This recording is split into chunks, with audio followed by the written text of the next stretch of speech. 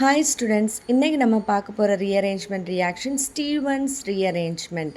இதுவும் ஒரு intramolecular rearrangement reaction தான். இந்த ரியாக்ஷனில் பார்த்தோன்னா ஒரு குவாட்டர்னரி அம்மோனியம் சால்ட் வந்து எடுக்கிறோம். அந்த குவாட்டர்னரி அம்மோனியம் சால்ட்னால் என்னது? ஒரு அம்மோனியா அந்த குரூப் என்ன சுற்றி ஒரு 4 டிஃப்ரெண்ட் குரூப்ஸ் இருக்கணும்.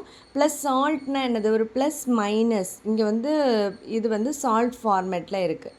அதுக்கு கூட வேறு என்ன கண்டிஷன் சொல்லியிருக்காங்க? ஒரு ஆல்ஃபா அசிடிக் கார்பன் ஆட்டம் வந்து இருக்கணும்.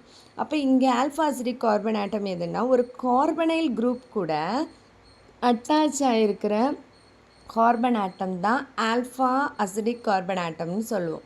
அப்போ இங்கே இந்த இது தான் ஆல்ஃபா அசிடிக் கார்பன் ஆட்டம். இது கூட என்ன ஆகிடும்? பேஸ் ரியாக்ட் ஆகி நமக்கு ரீஅரேஞ்ச்டு டெர்ஷரி அமீன் வந்து கிடைக்கும். அதுதான் இப்போ ஜென்ரல் ரியாக்ஷன். மெக்கானிசம் பார்த்தோன்னே இதை ஃபர்ஸ்ட் அப்படியே எழுதிக்கிறோம். ஓகேவா?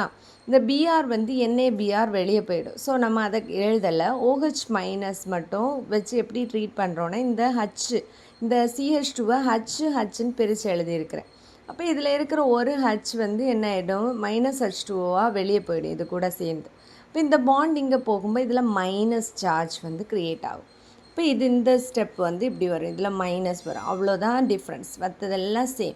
அதுக்கப்புறமா 1,2 ஷிஃப்ட் நடந்து இந்த CH3 மெத்தில் குரூப் வந்து இங்கே வந்து என்ன ஆகிடும்? ஷிஃப்ட் ஆகிடும்.